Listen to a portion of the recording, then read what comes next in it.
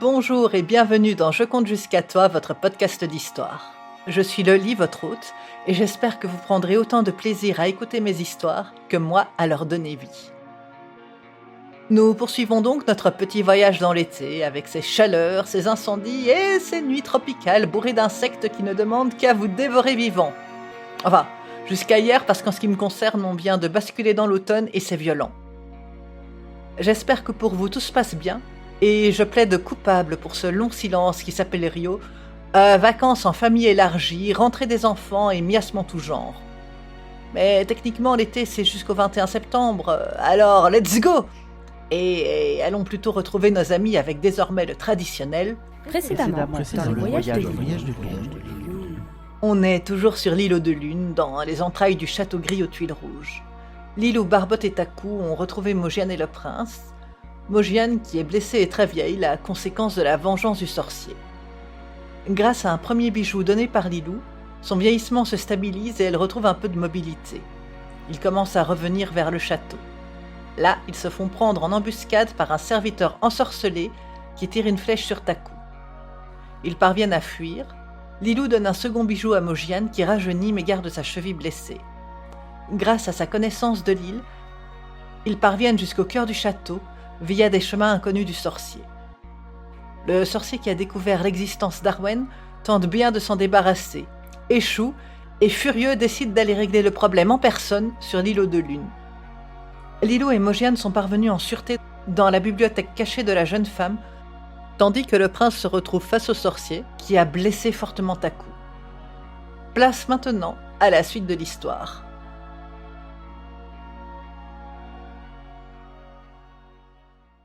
Le sorcier s'est levé et tourne lentement autour du prince, toujours figé par son sort. Il a l'air plus fort, encore plus sûr de lui que dans son propre univers, et sa boiterie a disparu. Un sourire mauvais sur la face, il fait tourner son vin, rouge, dans le verre, admire sa belle couleur pourpre, en prend une gorgée, soupire d'aise, puis daigne enfin se retourner vers le prince. « Et si je faisais de toi ma marionnette, hein? Qu'en penses-tu? Je pourrais, je ne sais pas moi, te forcer à torturer et tuer ta copine? Comment elle s'appelle déjà? Lilou, je crois. Ou alors je pourrais te forcer à achever Takou, ton pauvre chien. Regarde, il respire encore, mais il n'en a plus pour très longtemps. » Le sorcier tend son bâton vers le prince, qui commence à se mouvoir vers Takou. « Inutile de résister. Mes sorts sont bien plus forts que toi. Mais si ça t'amuse d'essayer, vas-y. Après tout, je risque de trouver ce spectacle fort, divertissant. » Le prince essaye bien de contrer le sort, mais impossible. Il a beau résister de toutes ses forces, ses pieds l'entraînent vers son chien-loup adoré. L'animal relève la tête, les yeux un peu vitreux, la langue pendante, il le regarde en gémissant. Puis, il repose sa gueule ensanglantée sur ses pattes. Le prince se concentre. Ses pieds avancent toujours tout seuls et le conduisent jusqu'à Takou. Ses genoux craquent lorsqu'il s'agenouille devant lui. Une larme coule lentement sur sa joue. Le sorcier, dont le sourire s'agrandit encore, regarde la scène avec délectation. « Oh oui, j'aime quand vous résistez.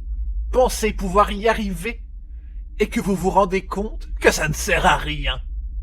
Votre désespoir à ce moment-là rend les choses encore plus délicieuses. Vas-y, prince, ne me déçois pas, résiste. » Les mains du jeune homme tremblent pendant qu'il tente de les retenir, de ne pas s'approcher du cou de l'animal. Tout à coup, une boule de poils bleutés se jette sur le sorcier, toute griffe dehors, et fait voler son bâton de ses mains, avant de le pousser dans le même mouvement et de faire tomber le vieil homme à terre, dans un nuage de poussière. Son forfait accompli, Barbotte disparaît aussitôt dans les profondeurs ténébreuses du couloir. Délivré du sort qui l'emprisonnait, le prince secoue la tête, attrape Takou, le hisse sur ses épaules et part en courant à la suite du chat. Le sorcier se relève. époussette ses vêtements et récupère son bâton, puis regarde autour de lui. Maudit! Vous pensez pouvoir m'échapper, mais cela ne vous permettra que de gagner un peu de temps et de rendre la chasse encore plus intéressante. Vous pensez m'énerver? Être plus fort que moi? Oh, que du contraire, mes petits amis. Courez, courez, fouillez comme ça vous chante. Vous ne faites que reculer l'inéluctable et rendre ma victoire encore plus distrayante. Allez-y, mes petites souris. Je compte jusqu'à 10. Et je vous suis.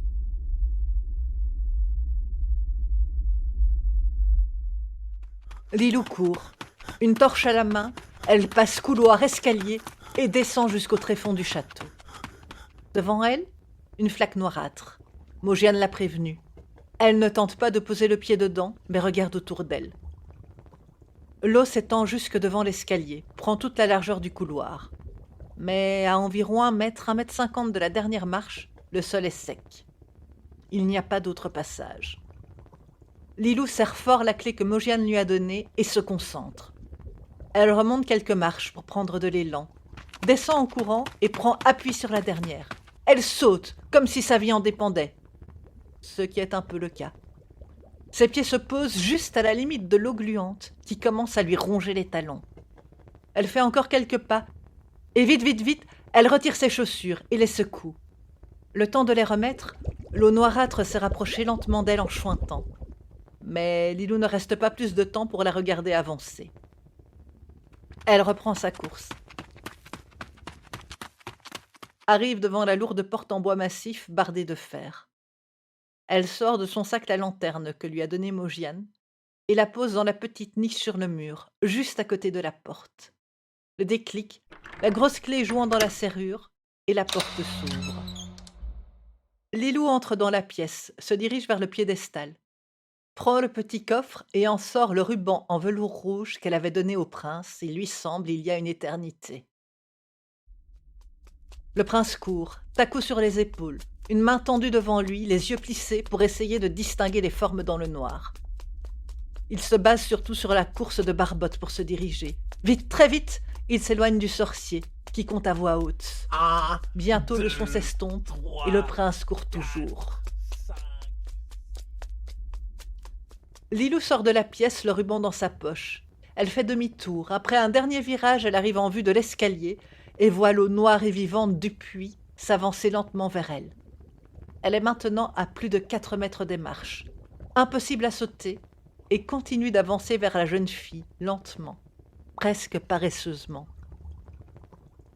Mogiane marche d'un pas rapide en boitillant. Sa cheville lui fait mal, mais elle choisit d'ignorer la douleur et avance en serrant les dents, un pas après l'autre. Revenant sur ses pas, elle cherche le prince ou le sorcier, elle ne sait pas, mais elle avance. Lilou regarde les autres portes du couloir. Certaines sont fermées à clé, d'autres non. Dans une de ces pièces, probablement une ancienne remise, elle trouve de gros livres à la couverture de cuir cassante. Elle en prend le plus possible et les dépose dans le couloir. L'eau épaisse et noire continue paresseusement d'avancer vers elle. Elle prend les premiers livres, elle les met les uns derrière les autres, pour se créer un chemin en dehors de l'eau. À chaque fois, elle prend 2-3 livres et continue à se faire son pont de fortune vers l'escalier. Lorsque le liquide touche la première couverture, un sifflement se fait entendre. Une vapeur s'élève et des bulles tournent autour du livre, qui commence à fondre doucement. Lilou accélère le mouvement. Au lieu de déposer les livres, elle commence à les lancer, pour en faire comme des pas japonais pour traverser un étang. Un étang qui serait mortel pour qui y pose le pied. Encore un dernier trajet.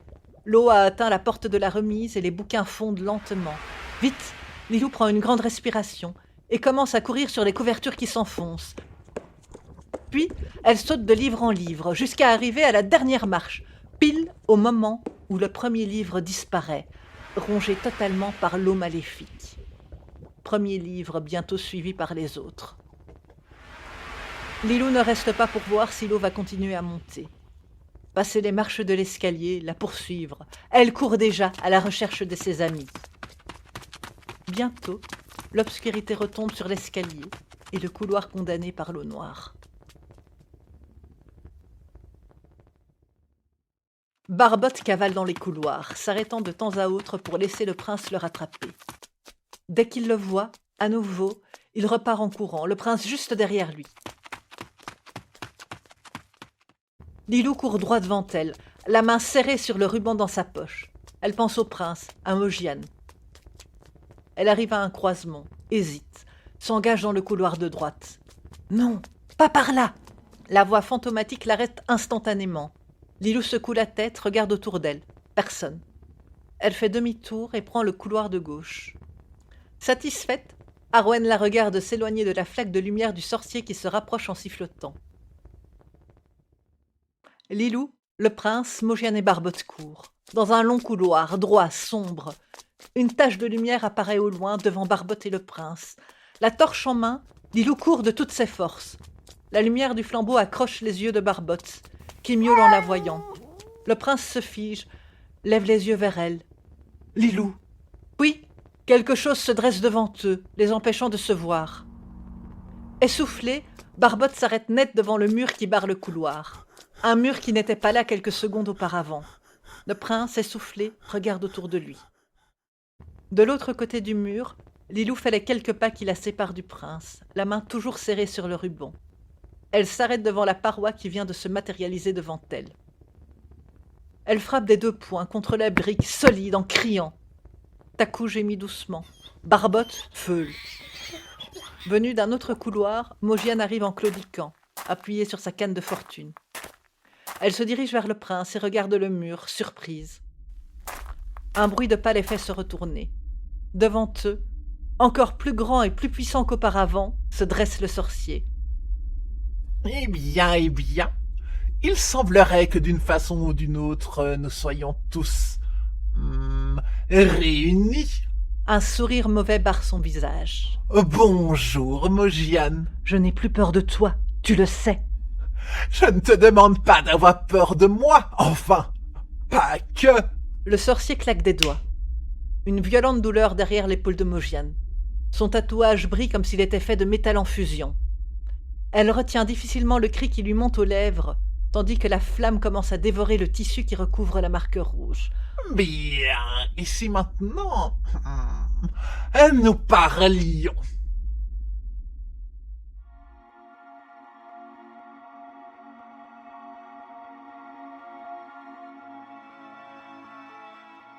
Si vous avez aimé cette histoire, n'hésitez pas à la partager, à commenter ou à en parler autour de vous. C'est très important pour moi parce que ça me permet de me faire écouter par de plus en plus de personnes et au final c'est ce que je vise. Vous pouvez me retrouver sur Twitter @loliconte, sur toutes les applications de podcast en cherchant simplement « Je compte jusqu'à toi » ou sur mon site lendewell.com/histoire. Histoire avec un S au bout. Merci beaucoup et à bientôt.